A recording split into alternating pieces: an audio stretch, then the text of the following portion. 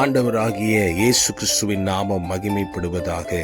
இந்த நாளுக்கான தேவனுடைய வார்த்தை வெளிப்படுத்தல் சுவிசேஷம் 21 அதிகாரம் 5ஆம் வசனம் இப்படியாய் சொல்லுகிறது, நான் சகலத்தையும் புதிதாக்குகிறேன்.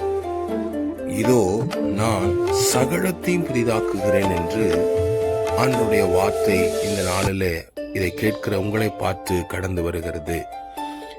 நம்முடைய வாழ்க்கையில அநேக நேரங்கள்ல நாம் புதிய காரியங்களை காண வேண்டும் என்கிற ஒரு ஆர்வம் நமக்குள்ள இருக்கிறது. ஆனால் எல்லா பழையவர்களும் ஒழிந்து போய் புதிதானவைகளை பார்ப்பதற்காக நாம் இயங்கிக் கொண்டிருக்கிறோம். அதற்காக ஆண்டவருடைய வார்த்தை இன்றைக்கு மீண்டும் நம்மை பார்த்து கடந்து வருகிறது. நான் சகலத்தையும் புதிதாக்குகிறேன் என்று ஆண்டவர் உங்களுக்காக இந்த வார்த்தையை சொல்லுகிறார்.